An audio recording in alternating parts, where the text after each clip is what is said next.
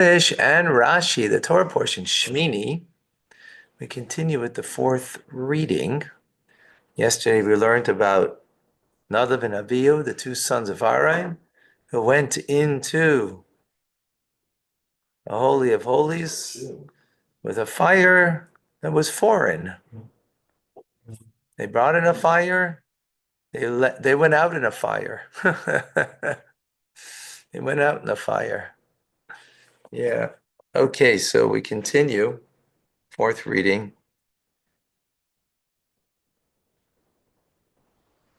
Oops. Second.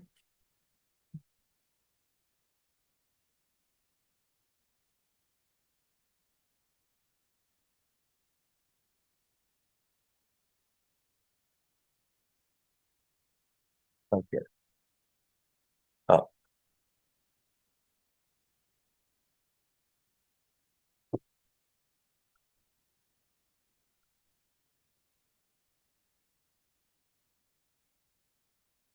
okay. Ooh, chapter 10, verse 12. Vidaber Moshe el Aaron, and Moshe spoke to Aaron.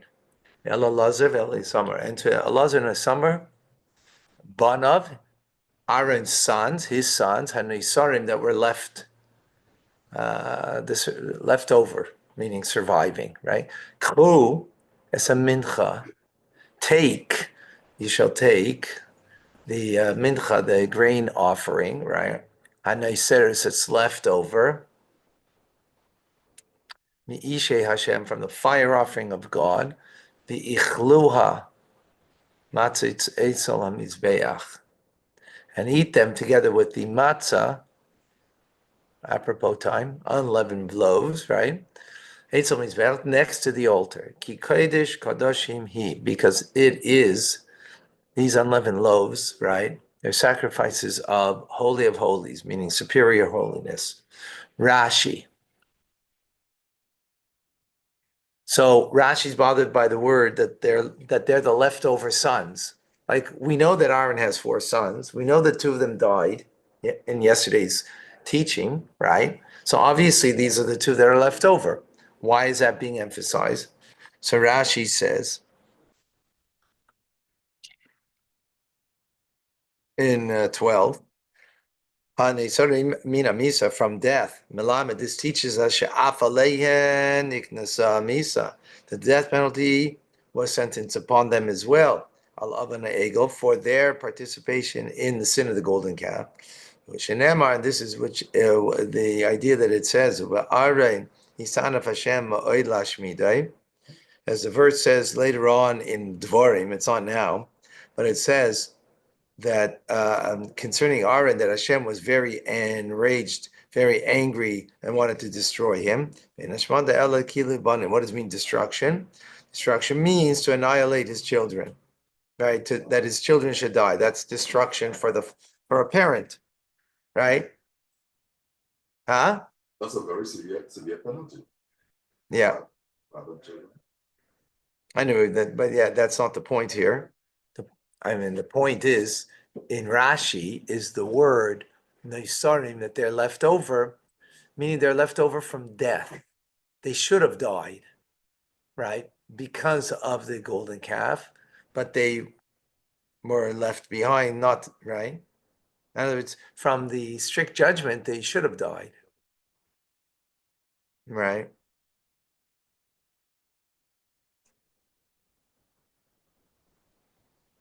And as the verse says later on, right, that Hashem was very and destruction. There's the word, like the word destruction is doesn't mean it should. If Hashem's upset at Aaron, so say, you want to kill him because, well, you did, but it doesn't say that. It says to destroy. Well, what destroys a person's life is the death of a child, right? That's destructive, right? That, picking up on the nuance of the word, right? Right. We're not. It's not about our feelings over here about this. We would miss then. We would miss the nuance then, right? What you're saying, yeah, it's very severe, right? Okay. With the righteous, things are much more severe with the righteous. That's why we have the IT. Yeah.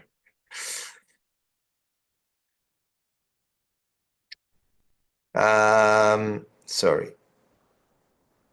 Shenemar, as it says, so how do you know the destruction means to destroy children of a parent? Because the verse says in Amos, I destroyed his fruit from above. What's one's fruit is one's children, right? Fruit is be fruitful and multiply, right? So then what happened? Moshe's prayer nullified half of the decree, and only two of his sons died. Shenemar, as it says, as it says also there in that section we're speaking about in Devarim, right? In Deuteronomy. So it said, at that time I prayed for him. Right. He prayed for him, and the prayer worked halfway. Got it? Kichu is a mincha. Now he tells them, take the meal offering. Why does he have to tell them to do it? They were already commanded to do this because they're an oinen. An oinen means the day of a one of the seven relatives that you have to mourn for. It's a severe form of Leslie, you hear? Yeah, it's a severe form of mourning, the day of death, right? So where you don't do any mitzvahs because you're involved in the mitzvah of burial, right? So they might think that therefore they shouldn't be doing this mitzvah. So our Moshe is coming and saying, no, you got to continue with this mitzvah, right? Even though you're einanim, you're in the severe state uh, of um, of mourning. And holy for matters are forbidden to be eaten by an oinin. But here he's telling him, no. Because what did we learn yesterday? Why did Eliphaz take away the two sons, Nadav and Avihu? The cousin, Aaron's cousins took away the bodies, right?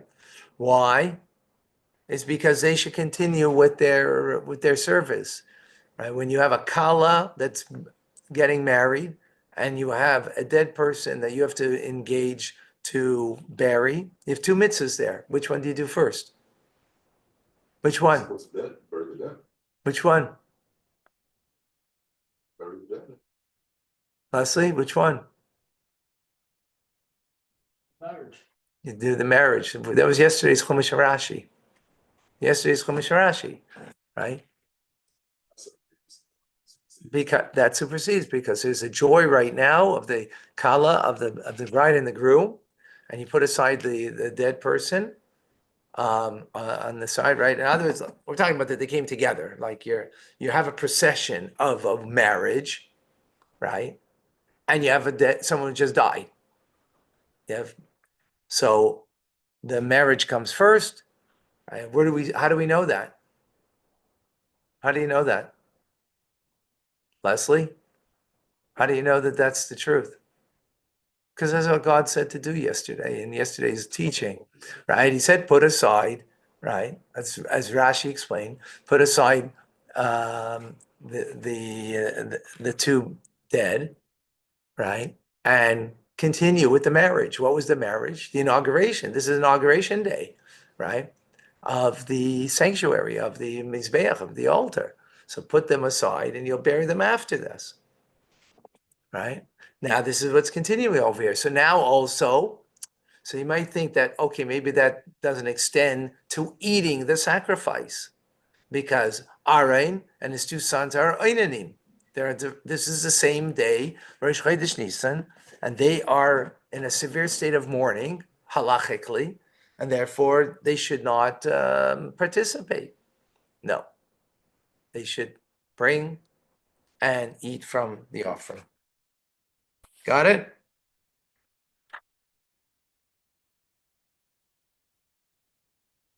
Esa mincha. Next Rashi. The meal offering, Zu Minchas Shemini. This is the meal offering of the 8th day, of the day of inauguration, Minchas Nachshen, and the meal offering of Nachshen. Both. Because Nachshen will bring for the tribe of Yehuda on the first day. The V'yichlu matzahs, and eat it together with unleavened bread. Matamad Lemer. Why is this stated? All meal offerings are eaten with are eaten unleavened. Right, the Fishihi Minchas Tzibor, because this is a public offering of a meal offering, Minchas Shah, and also a meal offering of only this time period. Right, this is only for inauguration day that you're bringing this particular meal offering.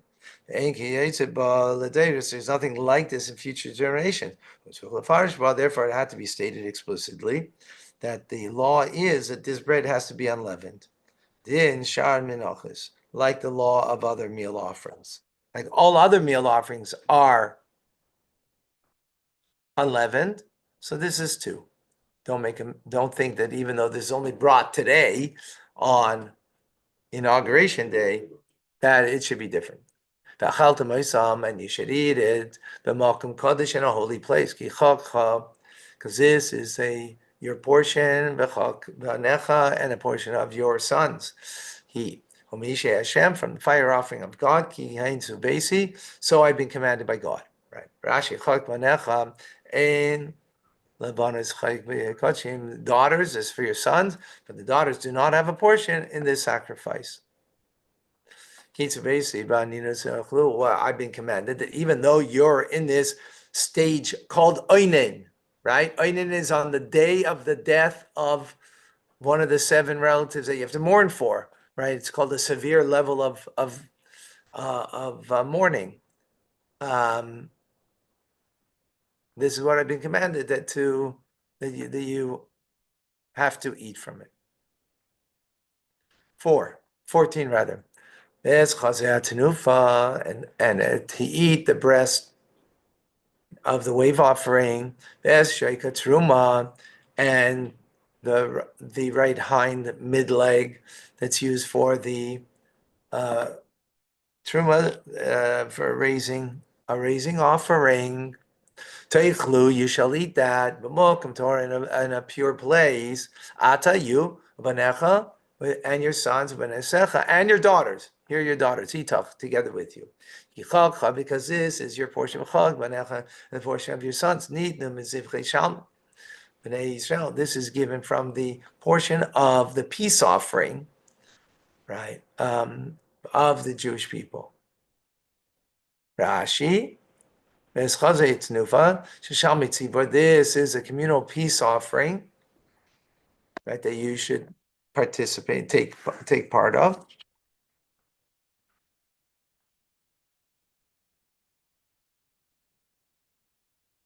Eat it in a pure place. Before we said in a holy place. Now we're saying a pure place, right? The previous verse said b'malkum kadosh, in a holy place. Now it's saying a pure place. Right? Rashi says, but did they eat those offerings mentioned earlier in an impure place? Like here it has to say holy, but it could be impure. All that's holy has to be eaten in a pure place. So why does the verse specify that the breast and the waving and the thigh of the raising up are to be eaten in a holy place? Shem kachim, because they are the highest degree of holiness. It's required that their eating has to be in a holy place, meaning in the courtyard of the Mishkan or the Beis Hamikdash. But these, which are peace offerings of the public, they're not necessary to they don't have to be eaten within the courtyard of the Mishkan. But they have to be eaten within the camp of the Israelites. Which is pure, because someone who has tsaras, who has leprosy, is not able to be there. They're impure. Mikan from Yerushalayim shekachim kalim, that the lesser degree of holiness ne'achalim b'chol year are eaten throughout the city. So tahar means pure. You have to eat in a pure place, but not in a holy place. Pure is not as severe as holy. So, holy is more, more limited, which means only in the courtyard. But this is not the highest level of holiness because it's a public peace offering. Since it's a public peace offering, it doesn't have the same law. Your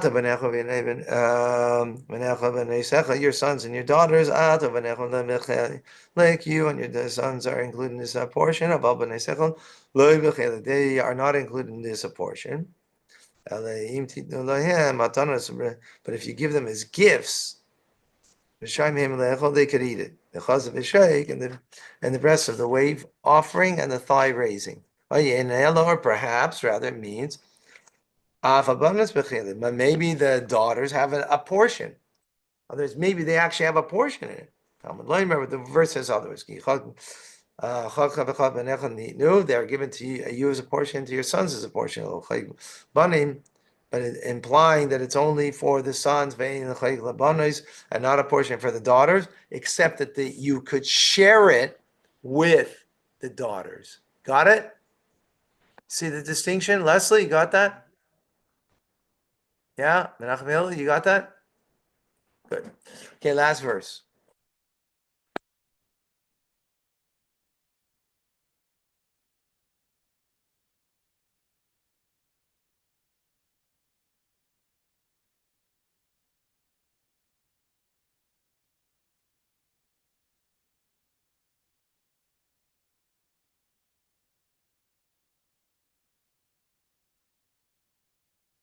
Okay, 15. Shoik, this is the hind leg, right? Hatruma, that is interesting, he's switching it here. The hind leg that's used for the raising offering. Atnufa, and the breast that's used for the wave offering. Al ishei chalavim, they are on the fire of the fats. Yaviu, they should be brought. Lahanif tnufa, to do a wave offering, lifnei Hashem, before God. B'haya lecha, and then it will be for you, labanecha, and for your sons, itcha lecha galam, for their portion forever. Kasher tziva Hashem, as Hashem has commanded. Rashi. Sheikha truma, lechazeh tnufa, the thigh of the raising and the breast of the waving. Lashon asher hunaf asher huram, the expression that which has been waved.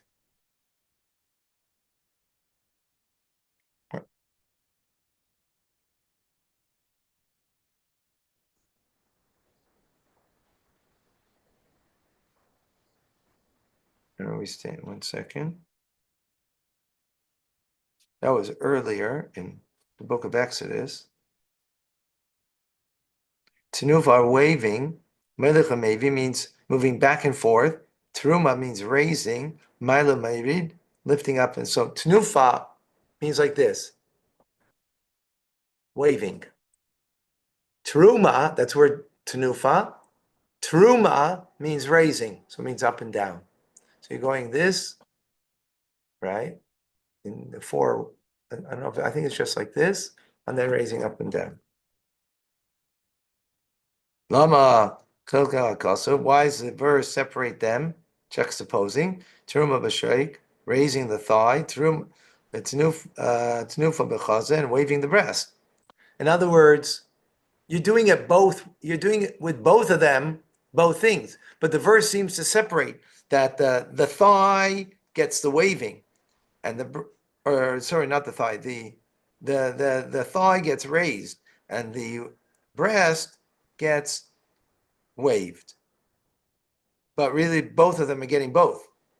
Yadanu, we do not know, because both of them get raised and waved. Yeah. So Rashi's saying he doesn't know why the verse is separating it, as if you only do one with the thigh and one with the breast. No.